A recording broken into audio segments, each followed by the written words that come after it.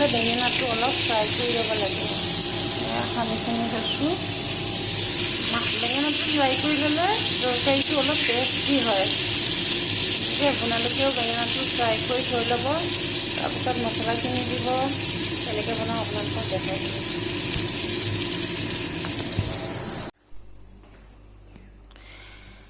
নমস্কাৰ, মোৰ এটা নতুন ভিডিঅ' লৈ নমস্কাৰ, মোৰ এটা নতুন ভিডিঅ' লৈ এতিয়া মই কি বনাম আপোনালোকক দেখাই যাম। আপোনালোকে চাই যাব। মাছ বনাইছোঁ। ইয়াত জাতিলাওৱে বিলাহীয়ে মাছে বনাম। সেই চাওক, ৰঙালাও, তিতা কেৰেলা সিদ্ধ কৰিম, লেচেৰা মাহ, বেঙেনাই মাছে বনাম। গতিকে আপোনালোকে কেনেকৈ বনাওঁ আপোনালোকে চাই থাকিব। অলপ ধুই লৈছোঁ।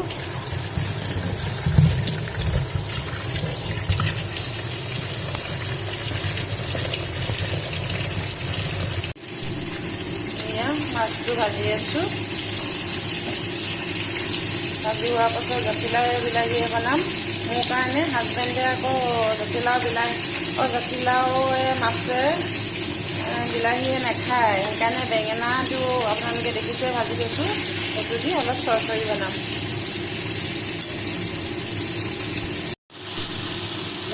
ভাজিটো হৈ গৈছে।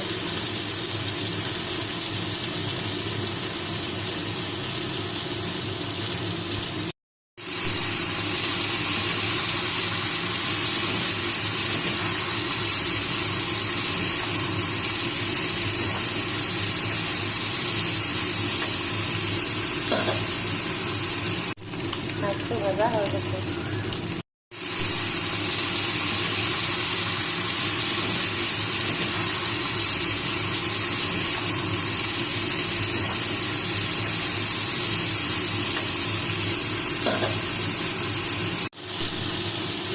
ভাজিটো হৈ গৈছে।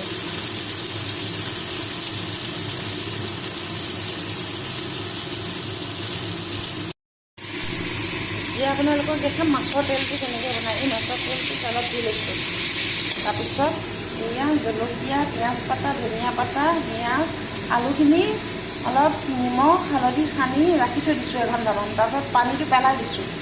নহ'বা খাৰুৱা বস্তু যে খাওঁ।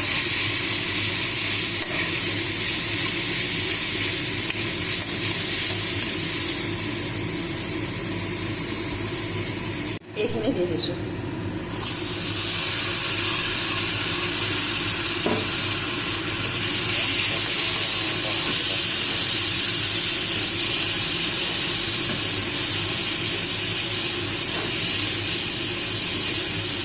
নিমখ হালধি দিয়া আছে।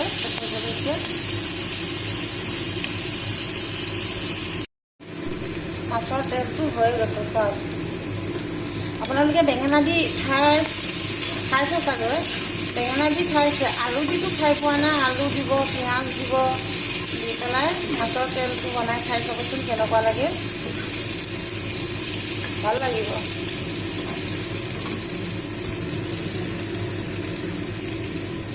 আৰু মাছৰ চৰচৰিটো পিঁয়াজ দি লৈছোঁ।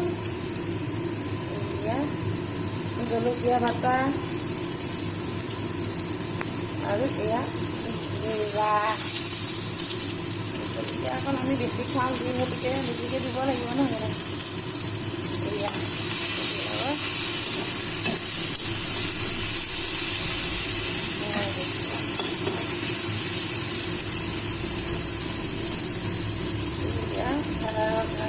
দি দিছোঁ।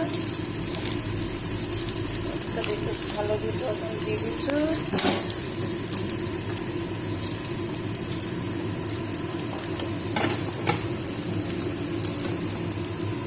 অলপ নিমখ দি দিছোঁ।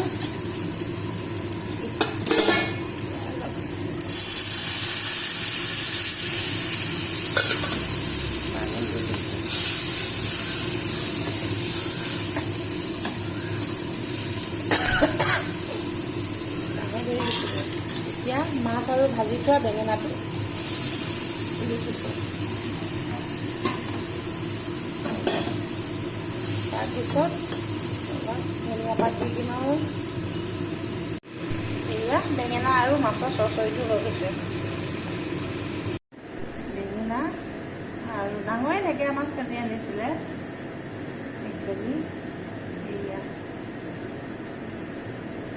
বেঙেনা আৰু মাছৰ চৰচৰিটো লৈ গৈছে। জাতিলাও বিলাহী মাছে বনাম।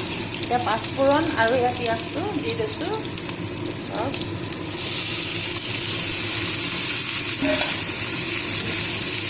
ইয়াত আকৌ মছলা চছলা নিদিলে, খালি বিলাহী কাটি দিছোঁ। আগে ভাজি লওঁ।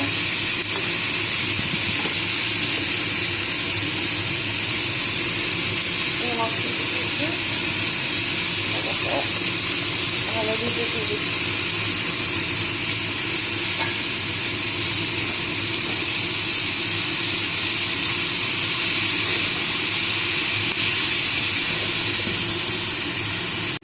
জাতিলাওখিনি ভাজি পোৱাৰ পাছত এই টমেটোখিনি দি দিছোঁ, নহ'বা জাতিলাওখিনি সিজিবলৈ নিবিচাৰিব।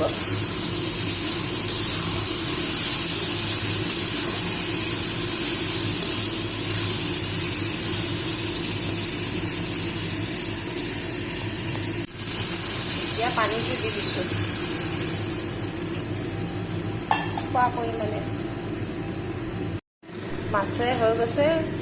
এয়া চাওক, মাছ দি দিছোঁ। এয়া মাছ দিলোঁ। এতিয়া ধনিয়া পাত দি দিম। কি মজা লাগে, অসমীয়া মানুহ এইটো প্ৰিয় খাদ্য। মানে ইমান বুজি নাপাব।